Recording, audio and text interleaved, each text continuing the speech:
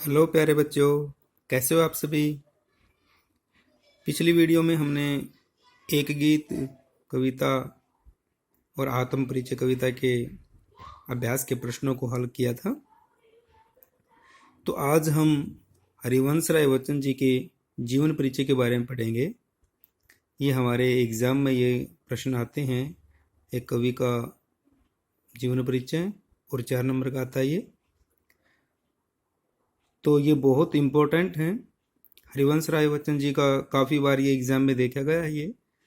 तो आइए इसको शुरू करते हैं और इसको अच्छे ध्यान से इसको सुनते हैं, समझते हैं, पढ़ते हैं। हरिवंश राय बच्चन, तो इसको मैंने 4 हिस्सों में बांटा हुआ, 4-5 हिस्सों में इसको बांटा हुआ है। जो मुख्य इसके हिस्से हैं: जन्म और शिक्षा, रचनाएं हैं इनकी, उसके बाद इनका सम्मान, भाषा शैली और साहित्यिक विशेषता। तो सबसे पहले हम जन्म और शिक्षा के बारे में इनके पढ़ेंगे। श्री हरिवंश राय बच्चन जी हिंदी साहित्य के एक महान कवि और लेखक थे। मतलब क्या है कि एक हिंदी साहित्य के एक महान कवि भी थे और लेखक भी थे। इन्होंने बहुत सारी रचनाएं कविता के रूप में भी लिखी हैं और गद्य के रूप में भी लिखी हैं। इनका वास्तविक नाम हरिवंश राय श्रीवास्तव था।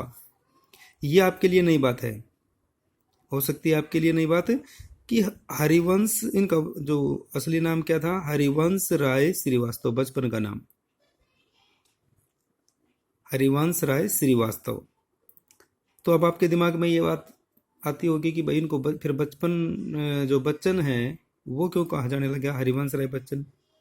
तो ये आगे आ जाता है, इसमें ये स्पष्ट हो जाता है कि जब ये एक छोटे बच्चे थे तो बच्चे के रूप में इनके परिवार वाले इन्हें बच्चन कहते थे। जैसे किसी को परिवार में बच्चे, छोटा बच्चा, उसको कोई छोटू कह देता है, कोई कुछ कह देता है, तो उसको बच्चन कहते थे। बच्चन का मतलब ही बच्चा होता है, तो बच्चन कहते थे। जो नाम धीरे धीरे स्थायी हो गया और यही नाम बच्चन धीरे धीरे इनके नाम के साथ पक्का हो गया और वही नाम फिर इसी नाम से ये प्रसिद्ध हुए।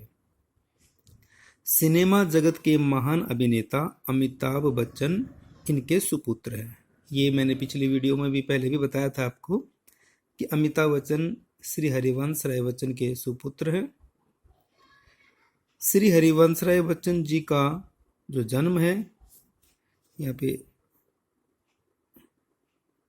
जन्म 27 नवंबर 1907 को इलाहाबाद में हुआ था। पिछले में मैंने आपको प्रयागराज भी बताया था, इलाहाबाद भी बताया था, वो एक ही चीज़ है। तो इनका जन्म कब हुआ था? 27 नवंबर 1907 को इलाहाबाद, उत्तर प्रदेश में है इलाहाबाद, ये हुआ था। आपको याद होगा कि जवाहरलाल नेहरू का जन्म भी इलाहाबाद में हुआ था। इन्होंने इलाहाबाद विश्वविद्यालय से अंग्रेजी में एमए और कैम्ब्रिज विश्वविद्यालय से पीएचडी की शिक्षा प्राप्त की। तो इनकी शिक्षा के बारे में अगर हम देखें तो 2 बातें हैं मुख्य चीज़। एक तो इलाहाबाद विश्वविद्यालय से इन्होंने अंग्रेजी में एमए किया था और कैम्ब्रिज विश्वविद्यालय से पीएचडी की जो शिक्षा प्राप्त की थी इन्होंने। और मृत्यु इनकी 18 जनवरी सन 2003 मुंबई में इनकी मृत्यु हो गई थी, 18 जनवरी 2003।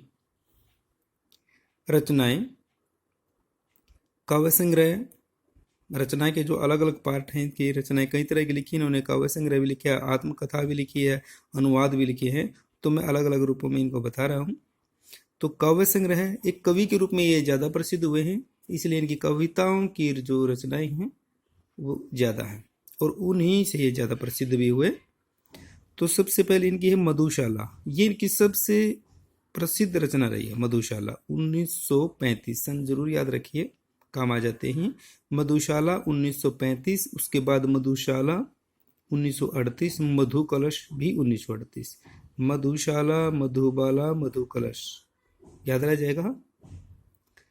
उसके बाद है निशा निमंत्रण, एकांत संगीत, आकुल अंतर, मिलय यामिनी, मिलन यामिनी, सतरंगिनी, आरती और अंगारे, नए पुराने झरोखे, टूटी फूटी कड़ियाँ।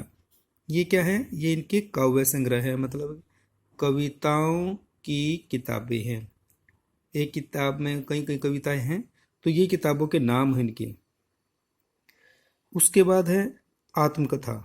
इन्होंने अपनी आत्मकथा भी लिखी और 4 खंडों में है ये। कभी क्वेश्चन भी आ जाता है, छोटे क्वेश्चनों में पूछ लेते कई बार कि हरिवंश राय बच्चन जी की जो आत्मकथा है वो कितने खंडों में, 4 खंडों में है। और क्या क्या क्या है। पहला खंड है क्या भूलूं क्या याद करूं।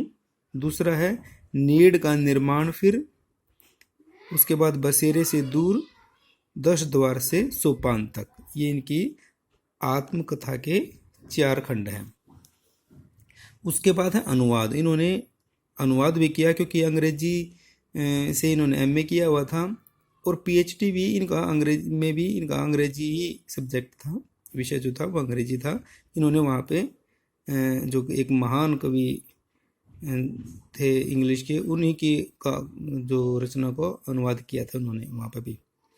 तो इनके जो रचनाएं हैं जिनका अनुवाद किया उन्होंने, हेमलेट, जनगीता, मैकबेथ, ये रचनाएं, इन रचनाओं का इन्होंने अनुवाद किया था।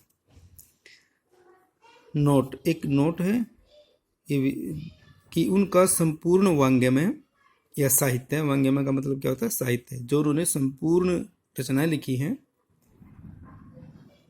संपूर्ण रचनाएं बच्चन ग्रंथावली के नाम से 10 खंडों में प्रकाशित है। यह भी कई बार क्वेश्चन पूछ लेते हैं कि बच्चन जी का जो संपूर्ण वांग्मय है कितने भागों में बटा हुआ है, कितने भागों में प्रकाशित है। 10 भागों में प्रकाशित है ये।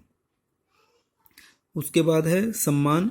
जो उनको कौन कौन से सम्मान मिले हैं, उनकी एक रचना है दो चट्टाने, 1968 में 2 चट्टाने रचना पर उनको साहित्य अकादमी पुरस्कार मिला है।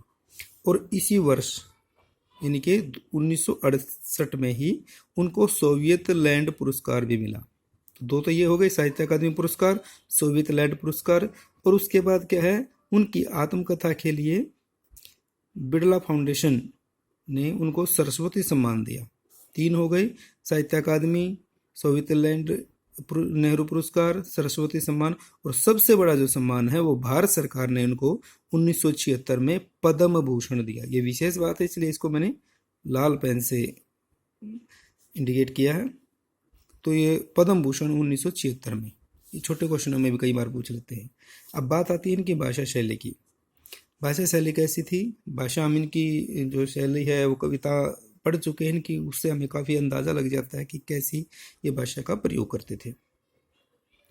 भाषा शैली इनकी कि वैसे तो बच्चन जी छायावादी कवियों के समकालीन थे। छायावादी कवि के समकालीन तो एक युग था हिंदी साहित्य में, छायावाद युग, और उसमें लगभग हिंदी साहित्य का जो वो, वैसे तो बहुत सारी रचनाएं दूसरी भी लिखी जाती थी, लेकिन छायावादी कवियों का बोलबाला था। उन छायावादी कवियों में मैं अक्सर आपको बताता हूँ, जैसे सबसे जो मुख्य थे जयशंकर प्रसाद जी, सूर्यकांत त्रिपाठी निराला जी, सुमित्रानंदन पंत जी और महादेव वर्मा, 4 स्तंभ माने जाते हैं। तो ये भी उन्हीं के टाइम के हैं, 1907 में इनका जन्म हुआ था। महादेव वर्मा का भी तभी हुआ था।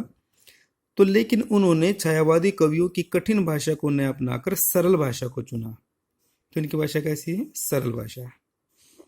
उनकी भाषा में संवेदनशीलता, मतलब क्या, इमोशनल है उनकी भाषा में, आदमी के दिल को छूती है। गेयता है, गानपन है, गाए जा सकते हैं एक गीत के तौर पे, ये उनकी खासियत है उनकी भाषा की। जीवंतता, ऐसा मतलब जीवंतता है, सजीवता है उनकी भाषा में, जैसे तत्व विद्यमान है। सहजता और सुगमता के कारण ही उनकी रचना मधुशाला लोक प्रसिद्ध रचना सिद्ध हुई है। मतलब कि सहज थी और सुगमता के कारण ही उनकी जो रचना है मधुशाला इतनी प्रसिद्ध हो पाई है। साहित्यिक विशेषताएं, उनकी जो साहित्यिक विशेषता क्या थी, साहित्यिक विशेषता का मतलब क्या होता है, वो किस प्रकार का साहित्य लिखते थे। भाषा शैली में तो ये होता है कि वो भाषा कैसी प्रयोग करते थे अपनी कविताओं में, और साहित्यिक विशेषता का मतलब होता है कि वो कैसे साहित्य, किस प्रकार का साहित्य लिखते थे। तो उनकी रचनाओं का उद्देश्य संसार में आपसी द्वेष और नफरत को समाप्त करके प्रेम और मस्ती का संदेश देना था। ये हम उनकी कविता में पढ़ चुके हैं, वो क्या चाहते हैं। तो उनकी कविता का उद्देश्य ये होता था कि किसको खत्म करना, आपसी द्वेष को, नफरत को समाप्त करके प्रेम और मस्ती का संदेश देना। व्यक्तिगत जीवन में घटी घटनाओं को ईमानदारी के साथ कविता में अभिव्यक्ति देना इनकी एक ऐसी विशेषता है जो इन्हें एक महान कवि की श्रेणी में खड़ा कर देती है। मतलब क्या है, एक व्यक्तिगत जीवन में आए दुख सुखों को ईमानदारी के साथ जो इन्होंने दुनिया के सामने रखा हुआ, तो इसीलिए ये एक महान कवि भी माने जाते हैं। एक और मुख्य बात यहाँ पे है सबसे अंत में कि मध्य युगीन फारसी कवि हुए हैं एक उमर खयाम।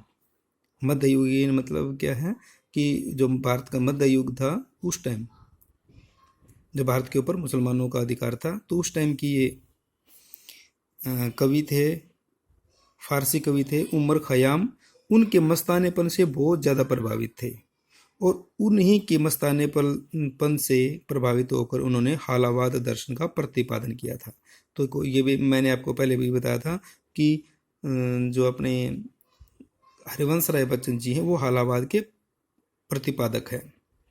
तो किससे प्रभावित है वो प्रभावित है उमर खयाम से, मध्य युगीन फारसी कवि वगैरह थे। और यही हालावाद दर्शन प्रेम और मस्ती का संदेश देता है। तो इसी हालावाद दर्शन में प्रेम और मस्ती का संदेश होता है। तो प्यारे बच्चों, ये था आज का वीडियो जो हरिवंश राय बच्चन के जीवन से संबंधित था।